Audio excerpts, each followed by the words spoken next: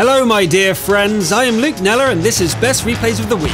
We're really close to being able to let everyone join in, just give us a few more weeks. However, in the meantime let's go back over to the east to join our Russian comrades and their tales of heroic deeds, disastrous failures and straight up lucky plays. Let's slouch back into our chairs and go into the warm-up.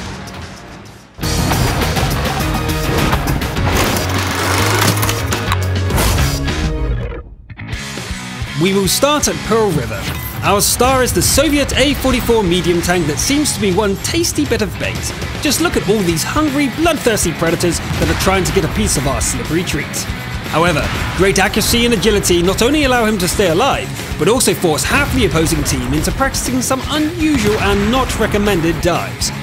Remember to check the depth before going for a swim.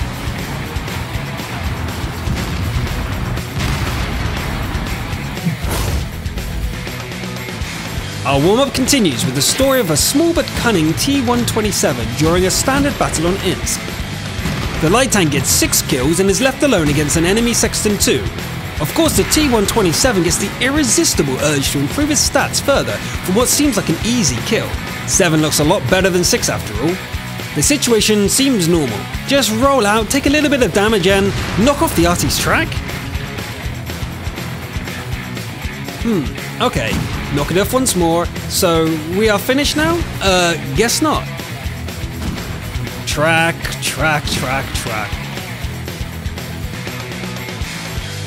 Oh, some damage at last. And another bit. But his shells are almost out. The last one hits, but the artillery is left with a single point of health. New plan. Ram it! Of course, many of you have guessed that this was done to get the Fadens medal, but the overconfident T-127 clearly didn't see such an outcome happening.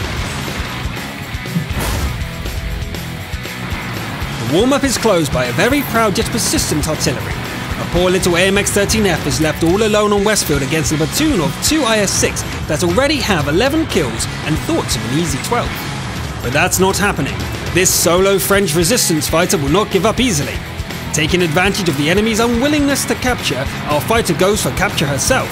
In a little while, the opponents change their mind, although only one means that our brave little fighter will soon face the enemy. After taking a blind shot at the enemy on the base with no connection, it was the moment of truth, as the roaming IS-6 rolls over the hill and aims for the kill. Ricochet! The arty is still alive, and even the capture is not reset. The IS draws his knife and decides to make things close and personal to finally rid himself of this nuisance. But the great random was not on his side. The IS-6 misses whilst the arty tries to hide behind a wreck and finishes the capture. Phew, what a close call! Right, that's all for the warm-up, let's proceed to the nominations. For the Sniper of the Week nomination, we will show you 3 fantastic shots like we did last time. We will begin with Siegfried Line, where a Leopard Prototype A destroys one enemy after another over the field.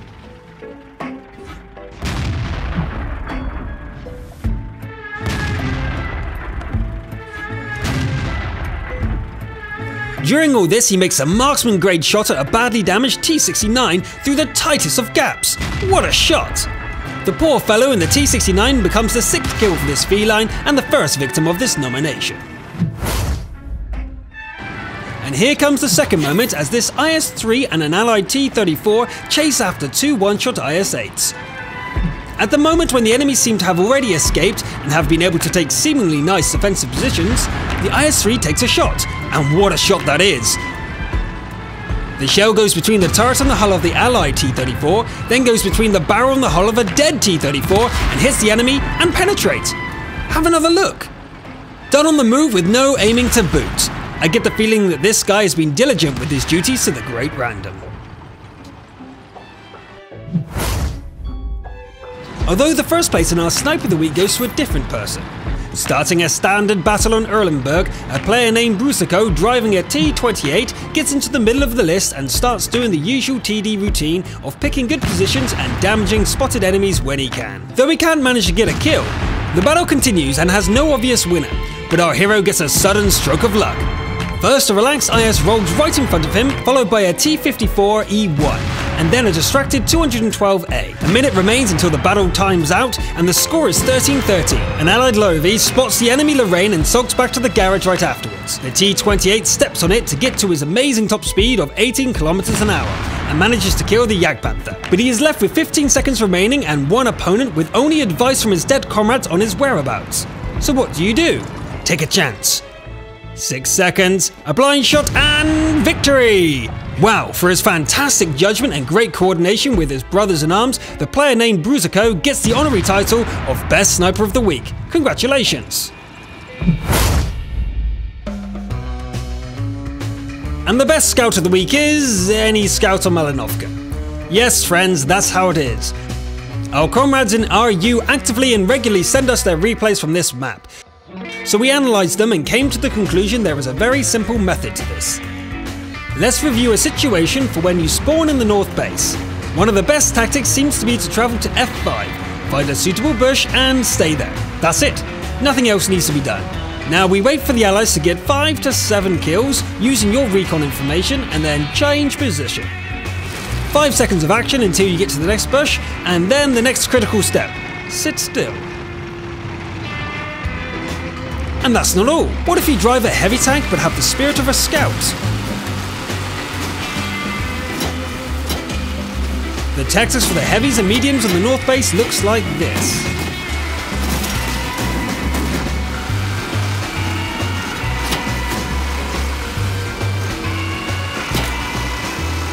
If you start in the south base, the tactics will be different. For a scout, it's the same bush in the F5 spot and then a position change when the team gets 5 to 7 kills. But there are other options. For example, you can avoid the mind-blowing action and just stay still. All of the other tanks can try and spot like this.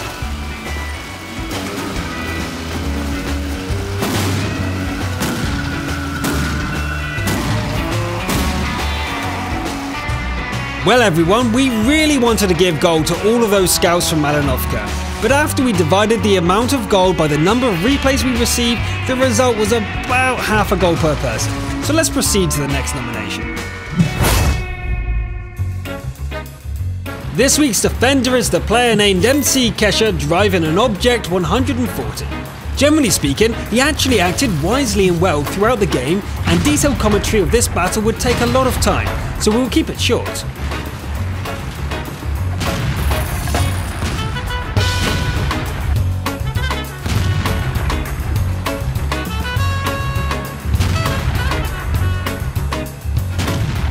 Stop. I know this looks like a Top Gun so far, but you just wait and see what he does next.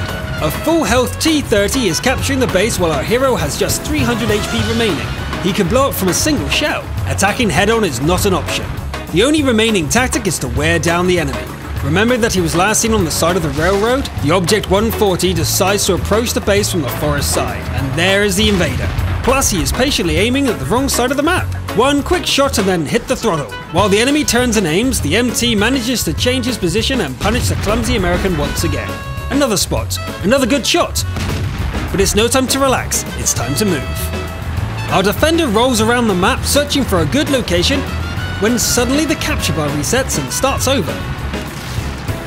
Why? It's unclear why. Maybe the opponent decided to go on the offensive, but was convinced otherwise by teammates and changed his mind. Or maybe he was driving in circles and derped out of the cap. Who knows? Anyway, why not write your versions in the comments #YT30ditched. Right, we're back with the MT. Our hero manages to reduce the cap once more with impunity. Deciding he has enough time to take a detour, the 140 decides to change flank. The enemy is a one-shot now and has proven to have lousy mobility. So as the proverb says, while a T-30 turns once, a med turns thrice. A quick weave through the buildings and a chance for a shot. Didn't go through, but at least the cap was reduced. There is not much time remaining, so our hero decided not to slack off and change the flank yet again. Yes, this whole long detour back again. I wouldn't have had this sort of patience. At least he didn't travel in vain. A shot in the soft side. Wait, he missed? He rushed his shot and now the cap isn't reset. An awkward moment. The T-30 decides that this is his moment to strike and comes out of cover. However, he reveals his big weakness, the commander's hatch. A decisive wicked punch, and the 140 finally gets his victory. 9 kills and a whopping 409 capture points reset, and the title of Best Defender of the Week, for a nice demonstration of how to float like a butterfly, sting like a bee. Job well done. And so it is time for our prestigious award, the Best Replay of the Week. Today our winner is a player named Luciferian, driving a Crusader SP. You heard me right, it's an artillery. And this one goes faster in reverse than it does forward. I realise that you'll be pretty skeptical about this nominee. I mean, an arty for the main award? You might think he was shooting blindly or was lucky with penetrations, but give it a chance. Watch the battle itself and you won't regret it. So it goes like this. The place, Cliff. The battle, tier 6 and 7. Our hero did not get much attention while he calmly sat in the corner shooting and supporting his allies on the flank. This SPG packs a lot of ammunition, so you can try and get the opponents to just vanish from sight without risking running out of shells. Both teams were equally successful in turning their opponents into scrap metal.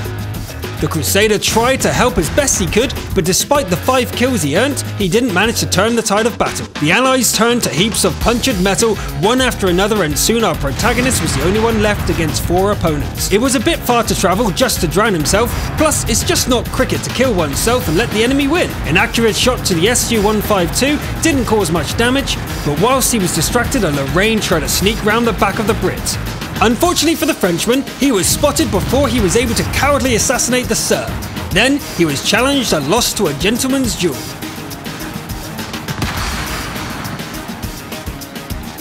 Clearly the SPG is held together with duct tape and could fall apart even if the crew brew a pot of tea. But can this stop a real British officer? Of course not. A careful recon. Taking aim from behind the bushes. A shot that goes overhead. Now he has to hide. Given the speed that the reverse gear works in this go-kart, that isn't hard. A painfully long wait, then ping. A hit. Another 200 HP gone. Now if only we can keep this up, we can win this. However, another long wait is now necessary. Take a peek, spot, shoot. Another 100 HP of damage. He rolls back to reload and hears something that in this situation is worse than nails on a chalkboard. The siren that marks the start of base capture. But troubles come in pairs, and here is the enemy Hummel wanting to end the battle here and now. A missed shot. We live. Counter battery. Missed. His British moustache is tingling. There! A tree went down. Waiting in ambush is the only option. Yes! That did it! The SU-152 rests in pieces. The Crusader needs to keep it up as there are 2 more opponents left and the base is half captured. This looks like a great firing spot. Enemies lit up. He aims and aims and aims. Take the shot! Captures the 99%! Yes! The base is saved and the aerial loses 200 HP. A moment to breathe. Maybe a cuppa for the nerves, but the enemies drop from sight while the capture bar fills once more. A blind shot misses. No matter, there's time and the enemy needs to be seen. Well, the damaged ARL decided to fight, but he fell into a trap. Now it's mano a mano. Time is running out and the enemy Hummel is nowhere to be seen. But wait, there he is. Last chance. Yes! Victory! Amazing! The Crusader SP was in a seemingly hopeless situation, but thanks to his will to win, skilled play and a little help from the great random, the player named Luciferian earned the Best Replay of the Week nomination. That's it! Remember that we're opening up this series to the rest of the world in just a few short weeks. But if you enjoyed this and want to see more of this sort of content, comment, like, share and subscribe. I'm Luke Neller, see you soon!